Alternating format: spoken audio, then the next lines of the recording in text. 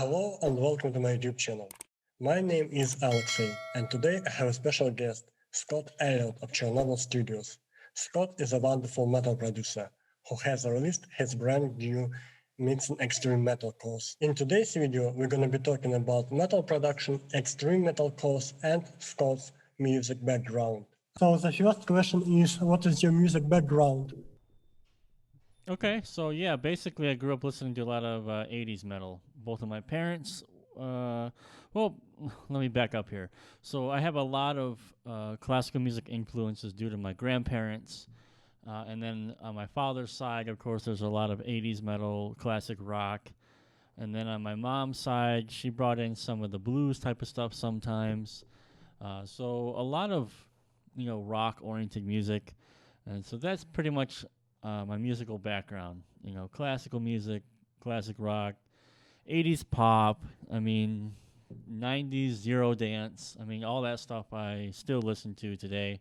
And actually, on my own private time, I really don't listen to a lot of metal music anymore.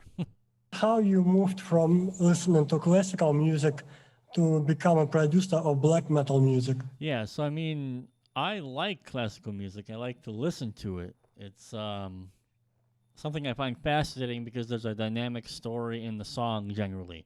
It's not, classical music, I think it's just misunderstood at this point in time where people just want that hook, they want the chorus within 30 seconds, and then they want the song to be over, yay, yippee you. If you listen to like the entire Wagner, like Ride of the Valkyries, for example, and you really listen to that and you allow yourself to be patient and get with the story and experience it, it's a very thrilling experience. And basically, moving from it's not really connected where I went from listening to classical music and then producing black metal. That was just me personally enjoying new genres. So I discovered black metal for myself in the late 90s and early 2000s, with the classics, Emperor and all that stuff like that, Mayhem and Dark Funeral and Immortal, and just the classics, you know what I mean? And it was so different from what I was listening to at the time, which was American death metal, which I'll just say for the sake of like the Cannibal Corpse type stuff, Deicide, Morbid Angel, Cannibal Corpse, that stuff, and then black metal came, and I just really loved the atmosphere of black metal. And it always annoyed me where the songs in black metal can be quite good, honestly. It's just the production is always, people, this idea that the production needs to be complete garbage for it to be true black metal. Those people are just immature. They're immature, and wanting to keep things underground is silly because you'll never make any money. And, maybe that idea of keeping things underground is cool when you're in your teenage years, but the moment you have to start paying bills, you understand that's not really a good business plan. And that's just the way it is, right? So the transition was just like, that's what I like to listen to, and I felt like it could sound better. And I felt like those bands deserved to sound better because there's a lot of great music out there. A classic joke is like you listen to some of Emperor's first albums, and then you listen to their live album that they've done. Their live album sounds better than their studio albums, but it's really one of the first times you can understand just how amazing the songs are. All the talents of all the musicians there, and you can actually hear the damn song, and it's great. But that's just sort of how it is with black metal these days. So my next question is about pre-production, because I just have watched your extreme metal course. It's wonderful, like I'm blown away, But you are paying a lot of attention to pre-production in your course. Mm-hmm. It's like the gold mine of your course.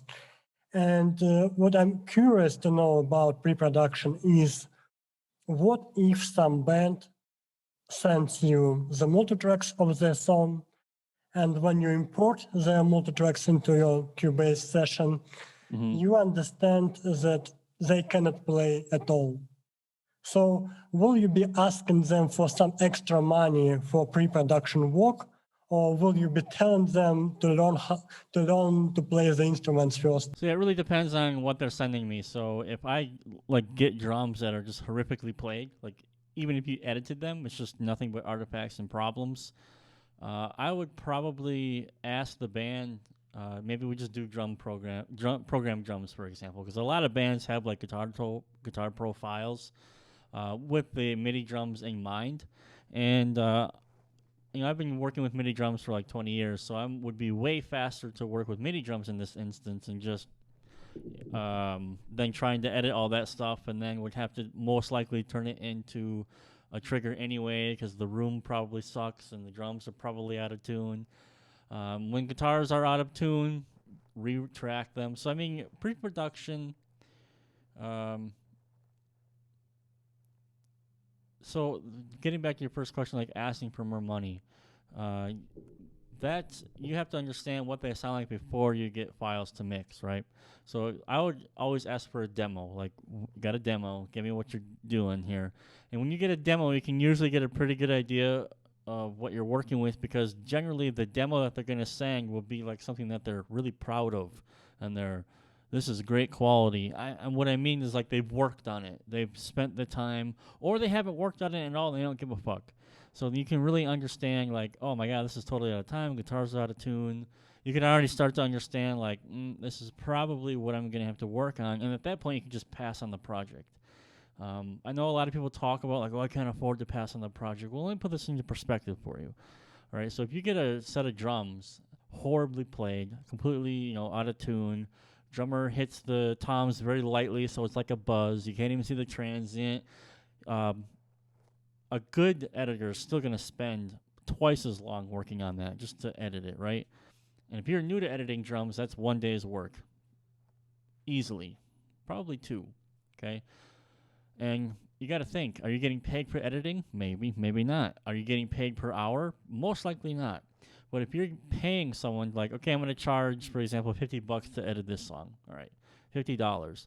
So you need to sit there and think like, okay, $50, how basically, if you can edit those drums in 2 hours or less, that's an okay investment at $50. If that takes you 3, 4, 5, 6 hours, just divide how many hours it took you, and that's how much you make per hour. Okay, so are you making money or wasting time? So there's 2 things you can do: just say no to the client and hustle and trying to find a new client, or say yes to the client, but just work your ass off. Try to do it as fast as physically possible, but understand that you're going to be limited to what they gave you, right? If they want to sound like Dimmu Borgir and they send you crap drums, it's not going to happen, right? So, and then if guitars are out of tune, though, that's just a retrack. That's straight away retrack. You can't do anything about that. Retrack it. If the band doesn't want to retrack, that's their problem. That's why I have a non-refundable deposit clause. Bands who book me, there's a deposit up front, non-refundable, because I want them to take it seriously, what they're doing. I take my time seriously. I want you to take your time seriously. So if you pay me to mix a song or an album or whatever, and you don't do what I ask you to do, that sucks. Because that's time I took to listen to your material. Really good advice that I'm giving you. Your ego's too high, and so pre-production is more than just the technical work of editing the drums and making sure everything's good to go. I mean, in the course that I did, it's like that because I want to show you what you should do. But I mean, that's a good point. Even before that, there's always the communication with the client, like, what are you working on? What's the situation? What's the recording information? How are the drums being recorded? How are you going to send them to me? Who's drumming? Send me a demo. What does it sound like? If you have any previous experience recording before? Because these are all things that you can, like, if it's the first time a drummer has ever recorded in his life, you can already be like, well, this is all going to be sample replaced, because the chances of him playing it super clean with all good hits and all nice and tight is slim to none, unless he's a very fantastic drummer. Same with guitars. There are people out there who want to get mad that the technology is making music sound bad. okay, there's a point there, but also that's what people want to hear. So ultimately, there's always going to have to be a compromise. If you want to have a great sounding record, you need to have great sounding performances. All right. You can edit everything, but it does actually kill the soul of the performance to a degree. Um, you can get around that by doing stuff like slip editing, manual, working with your hands on the drum, so everything is not perfectly in line. As you saw when you watched me do it, takes longer, but I mean, it still sounds like a drummer. But I mean, yeah, pre-production at the shortest answer is really just all the technical stuff you have to do. So all the editing, finding the problems, like you said, asking them to retrack. Definitely, that's the time to do that. That's not the mixing phase. Yeah, but really long answer for a really simple question, I think. Can virtual guitar amps be used for the final production for big bands? Of course. I mean, I don't know how this fact kind of got lost on a lot of people, but bands have been touring with virtual amps for years. So there's this thing called a Kemper that a lot of people might know about. That's pretty much the entire sound and rig of many big bands that are touring for a lot of good reason. It's one box. It's really light, no lighter in comparison to a cab and amps and so on and so forth. And you have more control. All right. Now there are arguments out there that okay, yes, it's not a physical object. You can't actually feel or react to the movement of a physical speaker. Okay, I got it. But if we're talking about sound, if we're talking about sound and fidelity of the sound, uh, yeah, of course. I mean, Axe Effects, Kemper, and now uh, it's only going to be a matter of time. Like Quad Cortex, I think it's called from Neural DSP, where they just start making these things super mobile, super portable. Where I want to have the nameless on this song, boop, nameless. You know what? I like this IR mix that I came up with for my song. Let's just put that into the Kemper, and I always have this IR mix. Boop, done. So it's been happening for years already, and I don't think it's bad. I mean, you still have to have the physical amps to get the sounds, but it's sort of like it always reminds me of like the argument, like oh my god, vinyl's way better. No, it's actually not. Fidelity wise, vinyl is proven to be less quality than digital. Actually, Kristen Cole did a really cool video about that, where he took a vinyl, did to a vinyl master and a digital master, and the vinyl master was hands down much worse in quality. So, at what point do we gonna like say no to technology that's gonna help us do things faster and easier with just as good quality? Of course, in the early 2000s and stuff like that, amp sims were horrible. All right, that was 20 years ago already. 20, right? Think about that. I was born in 1985, and I still think of it sometimes like it's 1996. But that's my own fault. All right, technology is moving along so fast right now where amps are going to completely. It's not like the technology is going to be like, okay, we quit. Someone's always going to find a better way. There's going to be find a better way, more accurate way to model it. And then, I mean, but the physical thing is always going to be the physical thing. I remember when, the iPods and all that stuff were coming out in the middle of 2000s, I was like, I'm always going to buy CDs. Well, that stopped because I hated carrying around CDs. Okay. And, and it's just the way it is. Okay. But I mean, I would really, I really think that, I mean, you can have real amps and real cabs. I think people will always do that, and that's fine. But I think there will be instances where you're going to have more and more simulators finding their way on final products, just because that's the way it is. I don't really think recording budgets have increased over the last 20 years. I think they've decreased significantly. So it's sort of like it's a catch-22. We don't want to use amp simulators, but we don't give people money to record the songs. So you use amp simulators, and it's always like a circle like that somehow.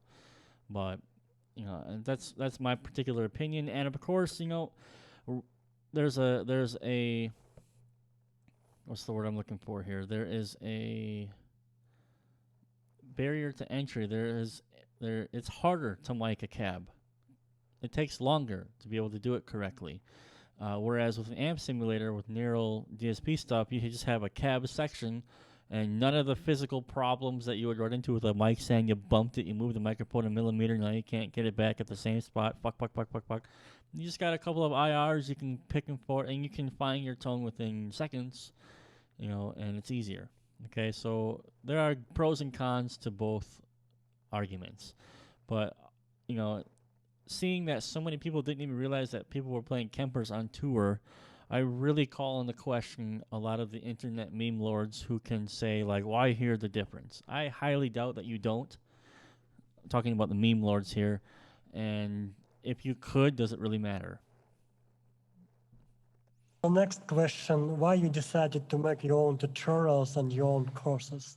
Okay, this is a really good question. So I actually started my YouTube, oh my goodness, I think it's like 5 years already. 5 years, something like that.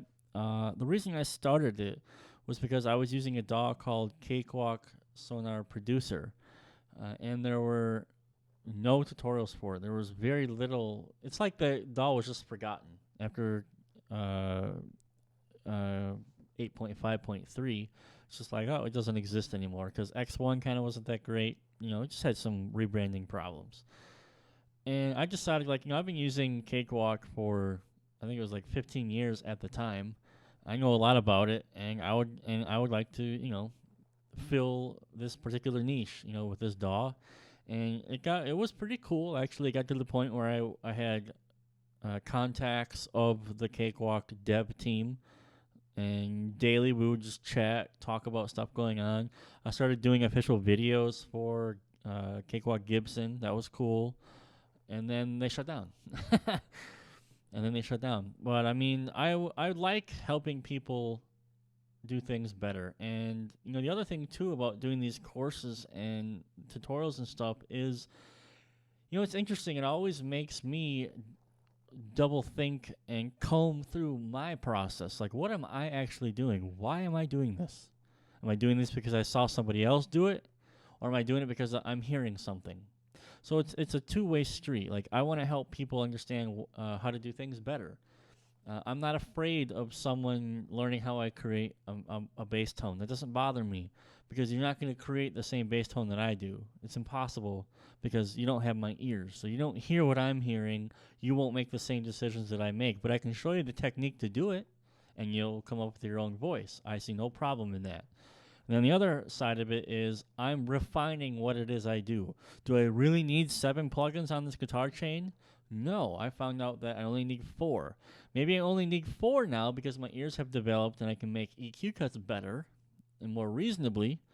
Or I only need 4 now because those 3 I realized they weren't doing anything for me. I just put them there because I saw somebody else do it, right? So I'm sort of reaffirming what I do because when I do a tutorial, I want it to make sense. Like you watch the Mixing Extreme Metal, right? That all those things, that all the stuff that I did there, what I'm doing, I'm explaining why I'm doing it and what I'm doing it for. I don't just say like, okay, now I'm going to do this, and then do it, and then move on to the next thing. In my opinion, that basically means like you're doing it, but you don't know why. Or you saw it, and you know it works, but you don't know why. And so when I do a tutorial, I always want to give the why. Why do we do this? Or why am I doing it? Why should you consider doing it? How should you do it? And so in doing that, I actually find myself going, okay, why am I doing that? I don't remember why I'm doing this. And there have been times where I sit there and I go, Jesus, why am I using that plugin? I don't even know why. Do I need it? No. Oh, delete it. So that's really the extra part of it. But I mean, it's really just wanting to help people get better at what they do because there's a lot of misinformation out there, especially about plugins, and I fell into the same trap, in the beginning, like, oh, if I just buy that one plugin, everything's going to be great, and that's total nonsense. And so when I do these courses, tutorials, I'm basically creating the information that I wish that I had when I started. That says you don't need this plugin; it's useless because you don't even know what it does or how it works or why it does what it does, and you're not ready for it. That's just those are hard truths that I wish somebody would have sat down and just like hit me upside the face and went, Scott, that's nonsense. You don't even know what you're doing. You know how to use an EQ? No, yes. No. Well, why the hell are you buying that plugin? That's not even an EQ. That's not going to solve your problem. But I mean, that's a whole different argument, a whole different conversation about, taking advantage of people. But I mean, I care very deeply about helping other people, and that's why the courses and videos that I have made have been detailed in a certain way. And for example, I get really great feedback from guys like you who take the course and say, okay, this is cool, this is not so cool, I didn't understand this part, and I need that kind of feedback to understand if I'm explaining it well, or maybe I messed up, which has happened. That's the way it goes sometimes. But I mean, that's how I get better, by helping you guys get better, because I not like retrain, but I refine what I'm doing so that I can give it to you in the most optimized way as possible, so that you don't have so many other things that you have to worry about. So that's basically why. But the original reason was I just wanted to do cakewalk sonar tutorials because nobody was doing them 5 years ago, and I loved the DAW, and I was like, we need to spread the word about the DAW. I need to show people what to do, how to do it, and that's how I got my start. How to find your very first client and how to convince your very first band to hire you as a sound producer? Yeah, so that's a good question. And actually, everyone starts at this step, and I was in the same position. And basically, there's only one answer, and the only answer is you got to start sending emails. You got to start leaving likes on Facebook pages. You got to start communicating. All right, and there's a couple ways that you can do it. First of all, you have to be honest with yourself, and you have to be honest and decide, or at least understand what type of stuff you want to work on, and then go and find it. If bands that come to you are sort of outside of what you really want to do, but the music's good, that's a different thing.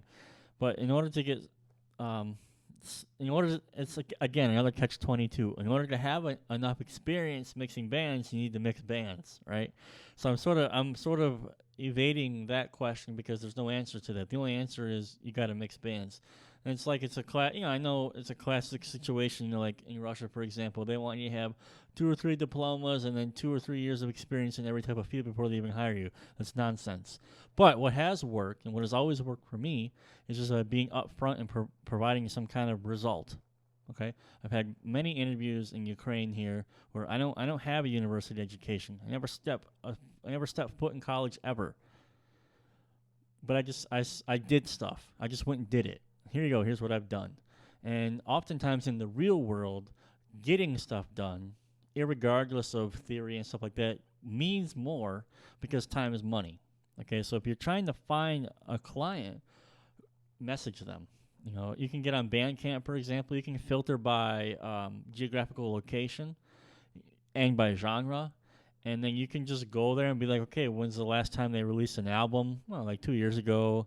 Do they have a Facebook? Oh, okay, they got like 1,000 likes. That's pretty cool. Let's send them a message. See what they're doing. Are they writing music right now? What are they? So that's what it is. You're just feeling it out. You know what I mean? And because no one's playing shows right now, we're sort of at an advantage where everyone's going to be using SoundCloud or Bandcamp and these things where you can just go out and send feelers, send emails. Hey, how's it going? What's going on? And then you want to use a program like Streak on Gmail where you can track what you've sent, when you've sent it, when was the last time you talked to them, and you can give yourself updates. So this is more business stuff. It's not creative stuff anymore. That's the difference. Like, how do I mix bands versus how do I run a business? And the business stuff is what I've struggled with most because I fucking hate dealing with it. I don't want to deal with that. I just want to mix stuff. But you got to come to the realization that to get clients, you have to put yourself out there and make conversations and say, hey, I exist. I'm here. As many people who might know me from being on Warren Hewer's channel or Glenn Fricker's channel, there are just think of it like this.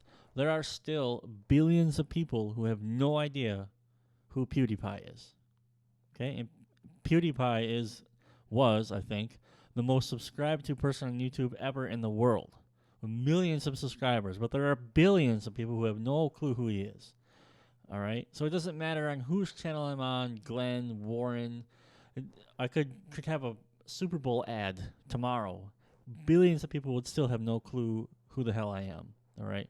So to get your first client, you have to reach out to them. Okay. And you can gain your first experience by building a portfolio by doing, for example, what you've done with mixing extreme metal, where I give you all the multi tracks.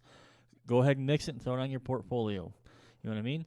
And there are free resources of bands who, like the Cambridge Music Depository, they have a bunch of stuff you can download the multi tracks and practice.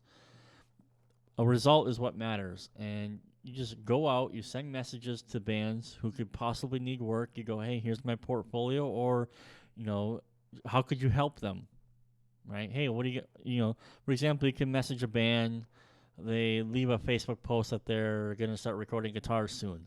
Well, you know something about recording guitars. Why don't you leave them a comment, be like, hey, dude, I am blah, blah, blah. If you've got any questions about recording guitars, we'd be happy to help. So you have contacted them plus offered to help them for free. Now, chances are they won't message you, but if they do message you and they actually start to ask you questions, help them. And then be like, and then over provide, give them more. I don't mix their stuff for them, but you can give them the time of day, and then you can literally be like, hey, is it okay? Are you guys looking for a mixer? If you are, I'd like to throw my hat in the ring and, give you a quote on what you're working on. You already have rapport with them where they might be like, hey, that's a good idea. Yeah, go ahead and shoot over a proposal or whatever, and see what you're working on.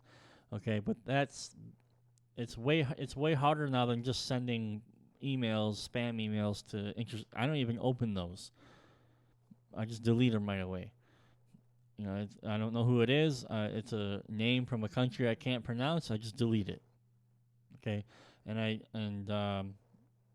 only take proposals through my website.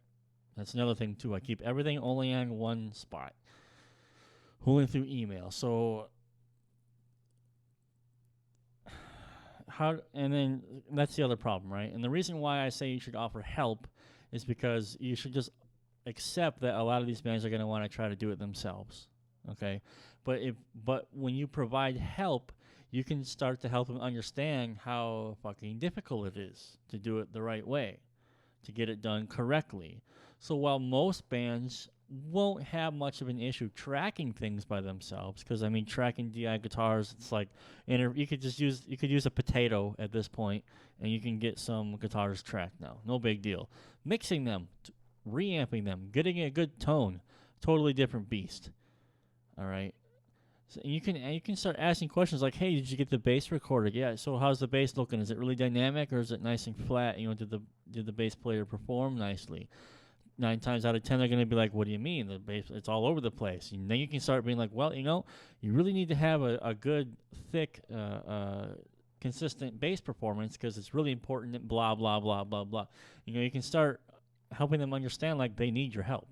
If they want this to sound as good as it possibly can with what you're working with, they need you. But they don't know that they need you if you don't message them. So we're all coming back into that now. We're all coming back into that. So it's legwork on your end. It's sending emails and not getting the responses. It's sending the emails and maybe getting a shitty response or stop fucking spamming me. Blah, blah, blah. You get all that stuff all the time, okay? Like I have an email list where I give away free plugins. I give tips and all this stuff. I've gotten emails where like I wish you get killed, and you're. It's like I put a video of one of the comments that I got. I don't remember what it was specifically, but just like wanting bad things to happen to me and my daughter because I sent a fucking email. All right, so people are like this, and you just got to get over it. The thick stint. But gaining experience just requires you to work on more bands and to be open to making mistakes and being okay with the idea of failing at a mix, meaning not getting the result that you want, and trying again. And again, and again, and trying again. But the cool thing about it is you will just by the way it works naturally, you'll get clients that are at your level. It's weird how that works. I remember the first client that I got was like a super raw black metal band. And that was perfect for me because I was a super raw mixer. It didn't need to be polished. I couldn't have polished it anyway if I wanted to. I didn't know how. But it just it works out like that. And as you grow, you grow with the musicians and stuff like that. Like I would never have a super hardcore jazz band coming and mix that because that's not my thing. I don't care, and quite frankly, those type of musicians would be way over my head. I would be literally drowning in the deep end of the pool in that particular situation. But yeah, so convincing any band that to be a client comes from helping them understand that they need you by giving them advice on how to record, giving them advice, what to. I didn't say tell them what to do. I said give them advice. Hey, how are the guitars going? Are you recording 2 or 4? Or are you recording 4? Well, here's the deal. You might want to check the gain on your guitars because once all that gain stacks, it could be oversaturated and you won't hear anything. They're going to be like, oh, shit, yeah, I never thought of that, okay? You can hit them up 2 or 3 days later. Hey, man, how the guitar recording going? Oh, my God, dude, it's taking forever. 4 tracks is so hard to record. You can go, yeah, you got to play really tight. You know what you can do is you can double track a little bit, and then it'll be a little bit easier. And, and then you just got to make sure the bass is really. You can just give them ideas and help them, give them options of what to do. Instead of just being like, I want to mix your song. Here's how much it costs. They shut that off. They turn it off. You have to be different. You have to actually physically help them out and explain what they need to do. If they want to do real drums, they don't. It's going to be really hard to do it, right? Better to go to a studio that knows how to do that. Okay, but vocals, really basic stuff. Hey, do you have a vocal booth? No. Put a blanket over your head when you're singing. Why would I do that? Because it'll stop the frequencies from bouncing off the walls. Oh, okay, never thought of that. Right, just a regular old bed sheet. Yeah, that's a real actual tip, by the way. You can just take a regular old bed sheet if you're in a room and there's no way to, you can just put it over you, and there you go. So that's old school stuff right there. But again, really long answer for a short question. So after having such a big experience in metal production, is there anything you want to learn? Well, I mean, that's obviously, yeah. I mean, I want to learn better how, not necessarily with production, but for example, songwriting. I would like to learn better how to orchestrate. I bought a MIDI controller recently, 61 key MIDI controller, to learn how to orchestrate and maybe to start playing some of the parts, being able to automate with my hands. You know what I mean? To get more human with what I'm trying to do. I also have a strong interest in synthwave. I really love, new retro wave, 80s synthwave, 80s pop. I love that genre. And it would be cool if I could learn how that genre works and then meld it with my own personal style of metal and stuff like that. But those are 2 different worlds of mixing and production, right? And I think it's normal to branch off into different things when you sort of have a good grasp on what you're doing with like this. You know what I mean? And as far as metal production, there's always something that I can learn or do something differently. So I am always checking out tutorials. I watch Glenn stuff. I watch Warren stuff. Obviously, I watch Kristen Kola. He's my favorite mix producer. And I'm not watching, for example, here's another tip, by the way. If you're going to watch a video about how to do something, if they don't explain to you why they're doing it, what they're listening for, turn the video off. All they're teaching you is a technique without the reason why it works. So if you hear something like, okay, now you want to do this for the guitar, and they don't say why or what the implications of it are or what they're doing it for, just turn it off. It's a useless tutorial. Okay. I'm always looking for reasons and to do new things. Why this would work better than this. I remember when I used to use multiband compression all the time to deal with the low palm mutes on a guitar. And then I saw a video where a guy used dynamic EQ. And the way he explained it was I use dynamic EQ because I can be more specific about the range and the threshold of what I want to do. And I was like, that is brilliant. That makes sense to me. I'm going to try that. So now I often use dynamic EQ to help deal with problem areas in guitars. I don't really use multiband compression anymore. So it's not like I don't use it at all. It's just like now that's another tool where it makes sense why that works, right? And then I would love to learn music actually, because I can't read music. I have no idea. I think it would be really cool to have a better understanding of notes and music structure and chords and as silly as it may sound, maybe have a better understanding of how more poppy songs are written, like bridge, pre-chorus, chorus. I don't know what any of that stuff means. I swear to God, I have no idea. No idea what any. Someone's like, okay, at the bridge we're gonna go to the pre. I'm like, I have no idea what you're talking about. You know, and that probably is because I'm in the metal world where it's not that structured, where it's just copy paste like that. Um, Other things that I would like to learn would be how to get better and faster at video editing, because I'm tired of doing it. Honestly, but I have a project going on right now where I'm trying to make heads or tails of the Cubase logical editor for a really cool upcoming course. I think if I can make heads or tails of it and I can get it to work the way that I want to, it's gonna be pretty dang awesome. And there's nothing else. I haven't seen anything else like this yet. So if it works out, we're in pretty good shape. But there's always something to learn, man. I mean, the first guy who says I know everything, that's the guy you don't want on your team anymore, in my opinion. Because Warren will forget things that I'll never know. Let me just put it like that, right? Warren Hewart. But it's really the experience that we're always trying to learn from. Other people's experience. Cole has 20 years of working with metal bands. 20 years of working with metal bands, okay? You would be a fool not to listen to at least entertain what he has to say. If it works for you or not, okay, whatever. But I mean, his results speak for themselves. Same with Warren, same with Glenn, or anyone who has put themselves out there and there's a product there for people to criticize. Then you can clearly see whether or not what they're saying, they're either talking out of their ass or they're not. You know what I mean? And so, going back to like one of the previous questions, that's why I do the tutorials that I do. I really want to help people, gain some confidence and have some fun mixing and understand that they don't need to spend a truckload of money to do this, because you really don't. I mean, you are going to spend money, but you should spend it on certain things, and lots of Waves plugins, that's not one of those things, for example. But that's pretty much it. I mean, there's always a lot of stuff to learn, but there's only 24 hours in a day. Thank you so much for watching. I hope this video will be useful for you. Please check out Scott's YouTube channel and metal production course. See you next time.